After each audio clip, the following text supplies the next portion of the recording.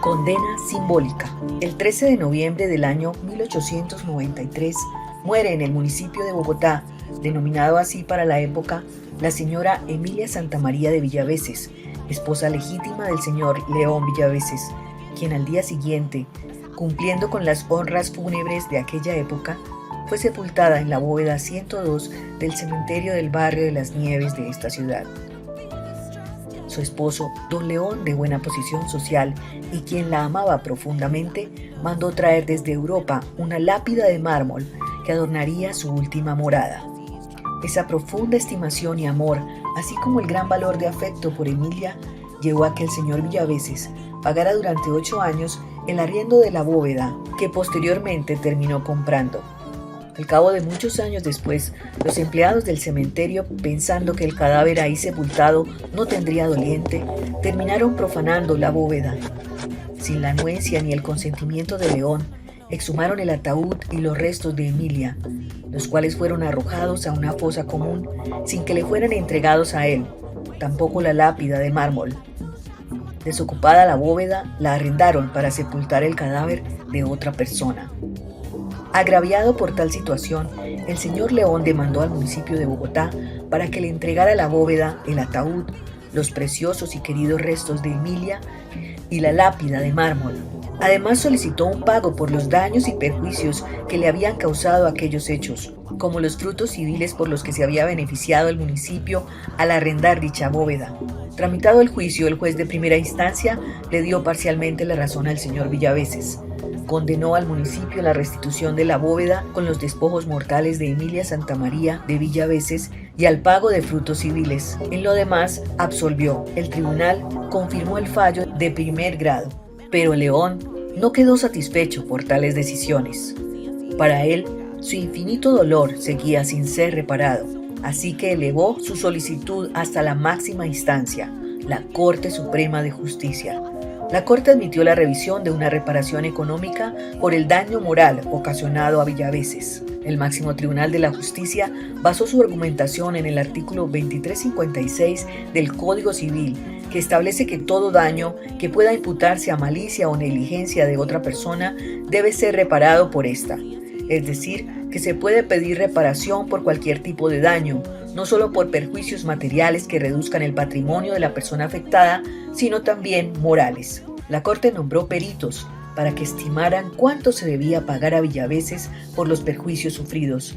Esta sería la primera sentencia en que la Corte Suprema de Justicia reconocería no solo un daño material, sino también uno moral. Para los peritos había datos elocuentes que revelaban la profunda estimación y el gran afecto que León Villaveses cultivaba por las cenizas de su esposa Emilia. Por eso había comprado la bóveda y mandado hacer y traer de Europa la lápida. El pesar sufrido por Villaveses al privársele de los restos de su ser querido tuvo que ser intensísimo, decía el informe. Ese dolor, traducido en los desvelos y demás alteraciones en un viejo, sin duda reclamaba y admitía un valor que indemnizara el daño causado. También se extendía el informe en analizar el símbolo de los restos y de la bóveda. La conservación de los restos en un lugar determinado no responde al deseo de poseerlos, como se haría con una finca o una joya por su propio valor intrínseco, sino por el mérito simbólico, porque representa a la persona extinta. Sin los restos óseos, el deudo no tendría un símbolo al cual rendir idealmente el homenaje que impone el culto de los muertos. Los restos satisfacen el anhelo espiritual y representan algo tangible en que se encarna el recuerdo.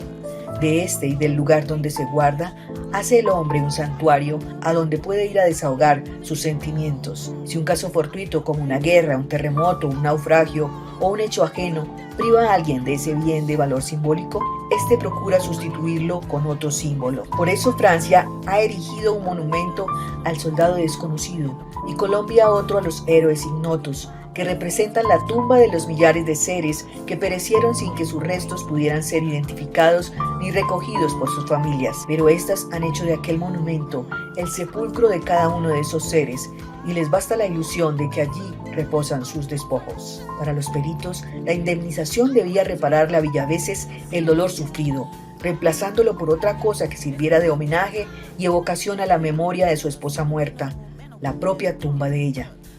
Sugerían entonces que esa cosa fuera un mausoleo artístico, que por sí solo o con los restos colmara el vacío que produjo el quebranto moral del demandante.